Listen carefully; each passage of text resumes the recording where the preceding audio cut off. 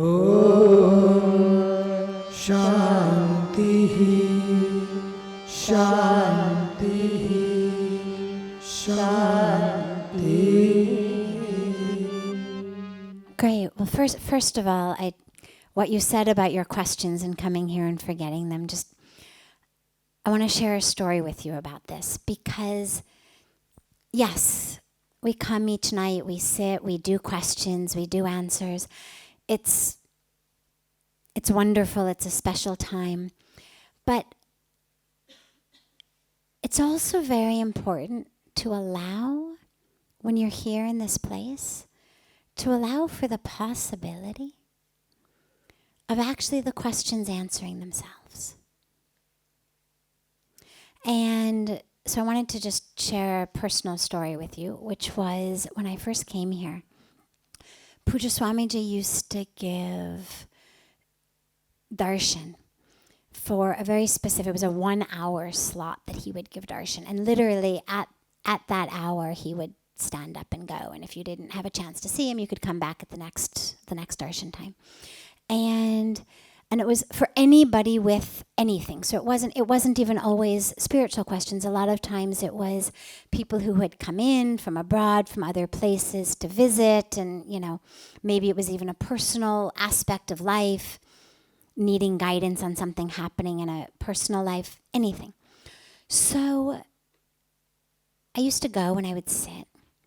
And inevitably, the hour ran out before the people ran out, which was fine because I was in this just incredible state of ecstatic intoxication and couldn't have completed a coherent sentence if I had tried. And so it was perfect. I just wanted to sit in his presence.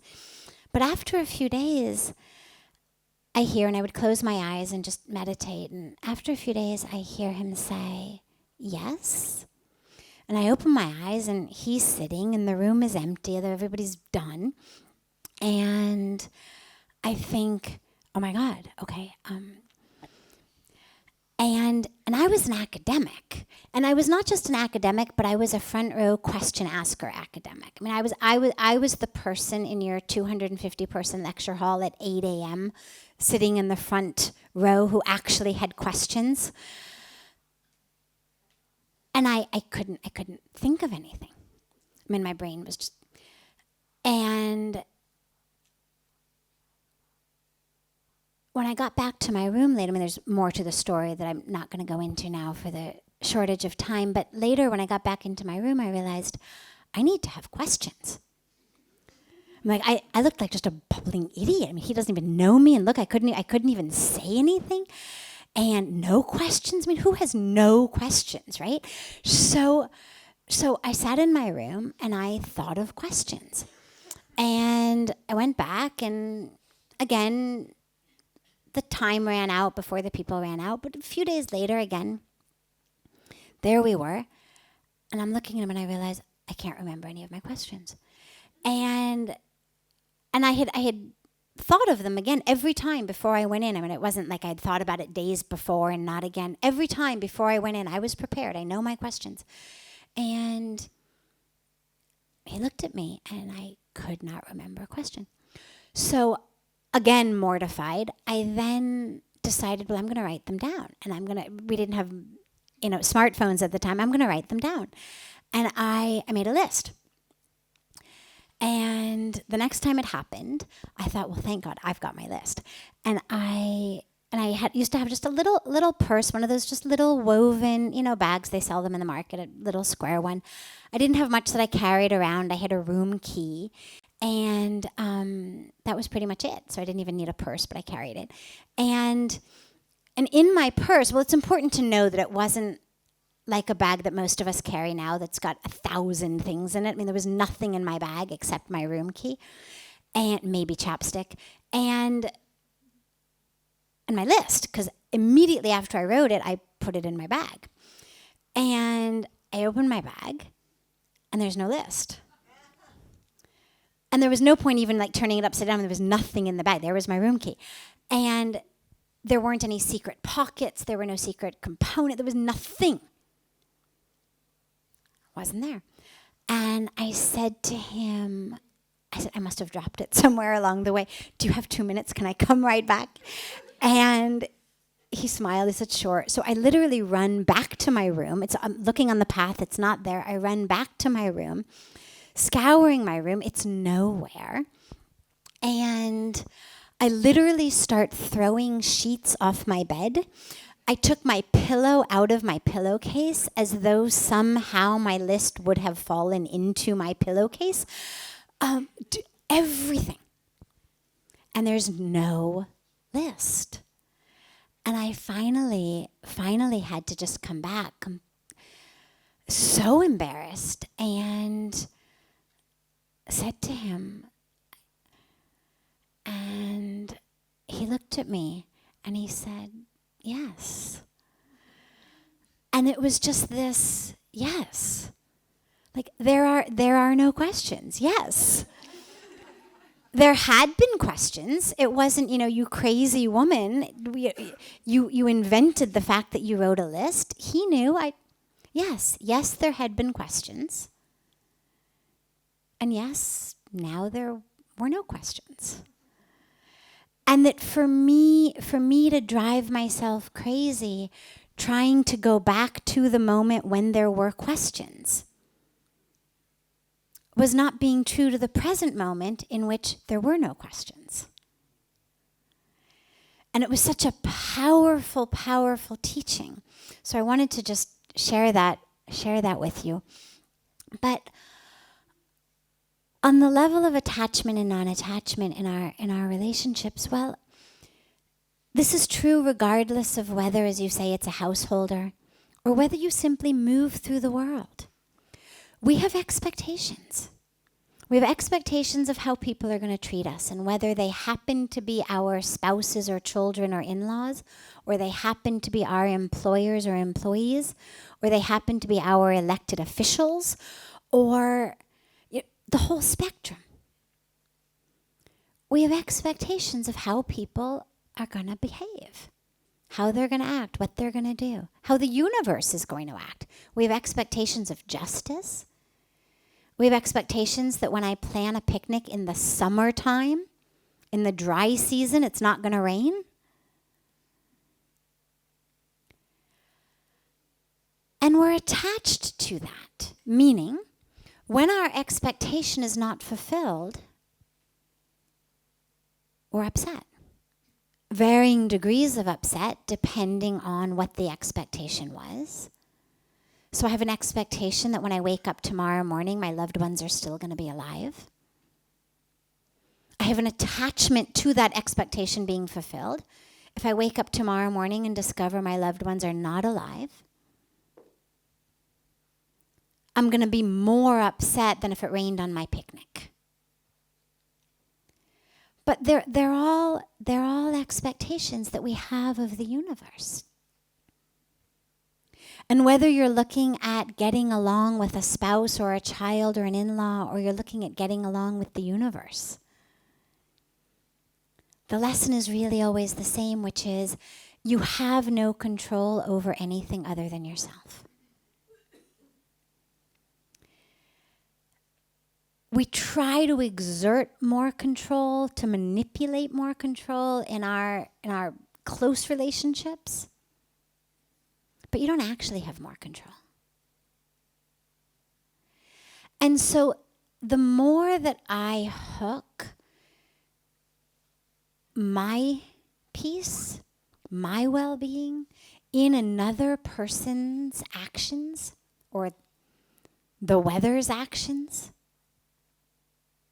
or nature's actions, earthquakes, fires, illnesses. I mean, that's not an action. It's not that somebody waved a magic wand and said, there shall be a fire. Just it happened. But the more that I hook my peace in the actions of others, the more difficult my life is going to be. Yeah, there'll be moments that are wonderful. There'll be moments when everything goes exactly according to how I want it to be, and I'm high. But then there's going to be moments when it doesn't. And so this is where it's so important for my own well-being, regardless of whether I'm a householder or a sannyasi. It doesn't matter. I still have to have the universe. You still interact in the world. You live in a cave, well, all right, there it's going to be the snakes, and it's going to be the scorpions, and it's going to be the other people in other caves, whoever it's going to be. The villagers you're begging for food. We all have these. And the more that I can unhook my peace from anything outside of myself, the greater chance of peace I have in my life. The greater chance of joy I have in my life. And it's really interesting because we really think, most of us do, that other people are the ones who bring us joy or pain. So, in a good way, God, it's so nice to be with you. You bring me so much joy. Or the flip side, I was so peaceful, and then you came home. Couldn't you have stayed out a little bit longer? The day was going so well. But in either case, really all they're doing is triggering reactions within ourselves. And the reason that we know this is if something is actually impacting us from it. So, the example I always give on this is the air conditioner. The air conditioner is actually giving you cold air. If you stand close to it, you get a lot of cold air. The farther away from the air conditioner you move, the less cold air you get. There's a direct line between amount of cold air on your face and your proximity to the air conditioner.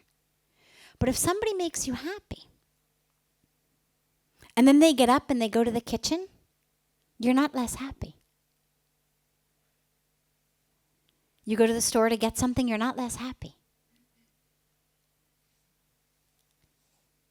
Similarly, someone steals your peace, all you've got to do is picture them, and your peace is gone. They could be on another continent. And all you've got to do, I can't tell you how many people, come to me individually or in satsang, and the problem is someone who's making them miserable, and it turns out that person is, hundreds of miles away or thousands of miles away, or has passed away. Amazingly, some people actually still have the ability to make you miserable when they're no longer in their bodies. And the reason is because it's within me.